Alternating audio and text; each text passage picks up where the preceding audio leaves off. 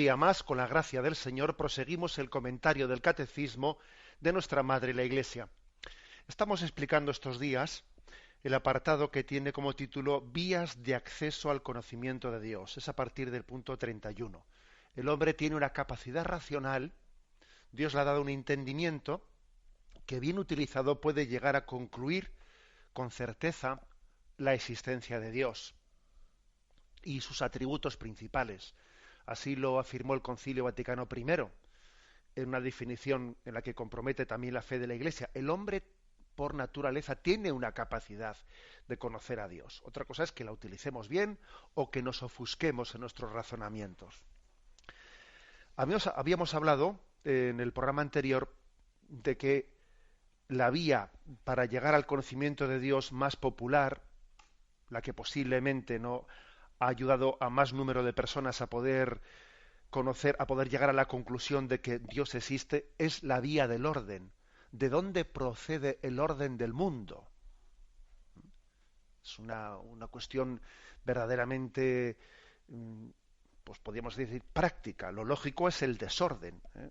Si en este mundo no hay Dios y si no hay ninguna, por lo tanto, no hay ninguna leyes puestas por una inteligencia ordenadora y todo es fruto de un devenir casual, pero bueno, ¿de dónde viene el orden de este mundo? Bien, damos un paso más ahora, ¿no? Y después de haber hablado de la vía del orden, hablamos ahora, porque el punto 32 dice, a partir del movimiento y del devenir de la contingencia. ¿Mm? Vamos a ver qué es esto de la contingencia. ¿Qué es la vía de la contingencia para llegar al conocimiento de Dios? Que nadie se asuste por la palabra que le puede parecer un tanto rara, o extraña, porque es verdad que no la solemos utilizar en nuestro lenguaje común. Vamos a ver, ¿qué se entiende por contingencia?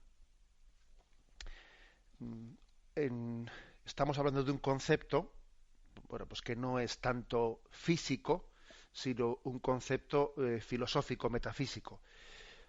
Porque decíamos, os recuerdo que no solo la física, no solo la matemática, no solo las ciencias experimentales son científicas, también la filosofía es científica.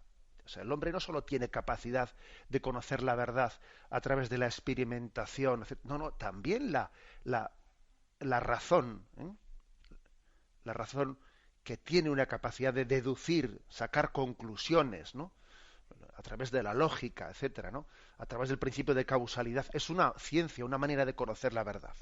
Por eso que no nos metan ese gol de pensar que la verdad es únicamente la que puede ser demostrada por un cálculo matemático, por un cálculo físico o experimentado en un laboratorio. Que no nos metan ese gol. Bien, pues a lo que iba. Decimos que filosóficamente se distingue dos tipos de seres. Uno es el que se llama ser contingente, y por contingente, ¿qué se quiere decir? Pues es el que no tiene en sí mismo la razón de su ser. Esta mesa, que tengo al lado mío, y sobre ella tengo apoyado el libro del Catecismo, según hablo con vosotros, esta mesa, que es de madera, bueno, vamos a suponer que lo sea, porque hoy en día todo es de plástico, pero bueno, vamos a suponer que es de madera, pues esta mesa no se explica por sí misma, sino se explica por un árbol. Y ese árbol con el que han hecho esta mesa, pues tampoco se explica por sí mismo, se explica pues por un piñón. Y ese piñón pues se explica por un árbol que lo hizo. Es decir, las cosas contingentes son aquellas que no tienen en sí mismas la razón de su ser, sino que la han recibido de otro. Y ha recibido su ser de un anterior, de un anterior. A eso se llama ser contingente. Y el ser necesario, por el contrario, el ser necesario es el que tiene en sí mismo la razón de su ser, no necesita de otro anterior para explicarse porque existe por sí mismo y él da la razón de ser a otros, pero él no necesita de nadie para. Obviamente el ser necesario se identifica con un ser infinito que es Dios. Ser necesario, que es aquel que es por sí mismo y que no necesita de nada para explicarse y que da la razón de ser a otros. Nosotros filosóficamente lo identificamos con ser infinito o con Dios, ¿no? Bueno, pues el razonamiento es el siguiente. Vamos a ver. un ser contingente no se puede explicar por otro contingente. Si yo voy en una cadena de que este ser contingente se explica por otro ser contingente anterior, y ese se explica por otro, y ese se explica por otro. Bien, pero no podemos seguir en una cadena infinita hacia atrás, porque si todos se explican por un anterior, y no ha habido un ser primero que ha comenzado a dar la razón de su ser a los demás, nunca hubiese comenzado esa cadena, ¿no? Imaginaros aunque esto de la imaginación, la verdad es que hay que intentar no imaginar, sino más bien pensar, porque la imaginación nos suele jugar unas malas pasadas en la filosofía, ¿eh? Cuando uno quiere hacer un argumento filosófico, la imaginación no es una buena amiga. Pero bueno, aun sabiendo que estoy arriesgando, ¿no? Metiendo la imaginación. Imaginaros una escalera. Este escalón último en el que estoy arriba se apoya en el anterior, es porque existe el anterior. Y el escalón anterior es porque existe el anterior. Y el escalón anterior es porque existe el anterior. Y cada escalón se explica por un escalón anterior. Hombre, tendrá que haber una base primera que comenzó a dar el ser a un primer escalón. De lo contrario, la escalera nunca hubiese existido. Si cada ser se explica por un anterior, vamos a ver, pues tuvo que haber un ser primero que comenzase esa escalera. De lo contrario, no, nunca hubiese existido la escalera. A este argumento que estoy dando se le llama la vía de la contingencia, que como veis es un argumento filosófico, ¿no? Todo lo que empieza a existir es contingente. De la nada no procede nada, mire usted. De la nada no viene nada. Claro, y uno dice, claro, aquí qué suele ocurrir, que la imaginación nos guarda malas pasadas y entonces se dice, bueno, pero ¿Dios de dónde vino? Mire usted, si Dios hubiese venido de algún sitio, ¿o qué había antes de Dios? Bueno, si antes de Dios hubiese habido algo, no sería Dios. ¿De dónde procede Dios? Usted, entonces, si Dios procediese de algún sitio, ya no sería un ser necesario, sería un ser contingente. Luego, quite esa pregunta porque está mal hecha. Además, cuando nosotros decimos qué había antes de Dios, en el fondo estamos haciendo mal una pregunta porque estamos preguntando desde el tiempo, pero Dios está fuera del tiempo. En Dios no hay antes de ni después de. Dios es eterno, es intemporal. Luego preguntar qué hay antes de Dios o después de Dios, esa pregunta es un absurdo. Porque en Dios no hay tiempo, no hay ni antes ni después. Él creó el tiempo. El tiempo es una criatura de Dios. Es como si preguntásemos, Dios cuánto espacio ocupa, cuántos kilómetros cuadrados ocupa. Esa pregunta está mal hecha. Dios no ocupa espacio.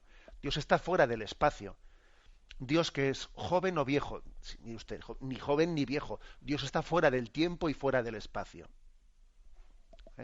Con lo cual, digo esto porque sé que con frecuencia cuando se hace este intento de demostración filosófica, la imaginación nos juega una mala pasada y entonces empezamos a decir, bueno, bien, pero antes que Dios, ¿qué había? No, mire, es que si hubiese algo antes que Dios, ya no sería el Dios, sino Dios sería el que estaba antes. O sea, es decir, Dios es el ser necesario que está fuera del tiempo, fuera del espacio. Él ha creado el tiempo y el espacio y por Él han comenzado a ser las cosas.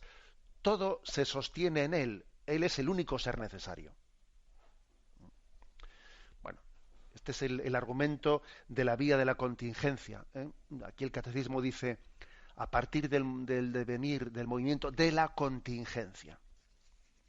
No hay duda de que el mundo es finito. Este mundo en el que vivimos, por muy inmenso que sea, es finito. Está formado de elementos finitos, todo él en su conjunto es finito. La suma de lo finito es finito. A ver, el helio, pues, el hidrógeno, el no sé qué, todos los elementos que forman el mundo son finitos. La suma de lo finito no puede ser infinita. Por muy grande que sea, será finito. Por lo tanto, todo lo finito es contingente, existe por otro anterior, y ese otro anterior es Dios. El ser de todo lo que existe en este mundo se debe a Dios, ¿no? Creador del universo. A veces se suele identificar ese momento de la creación con el Big Bang, ¿no? Con el momento en el que los científicos suelen hablar de un origen del mundo, de una explosión primera, ¿m? Una explosión primera de la materia que entonces estaba concentrada en un solo punto. Es difícil, ¿no? Pues llegar a imaginar eso, ¿no? Era una materia concentrada en un solo punto con un grado de densidad que es impensable, ¿no?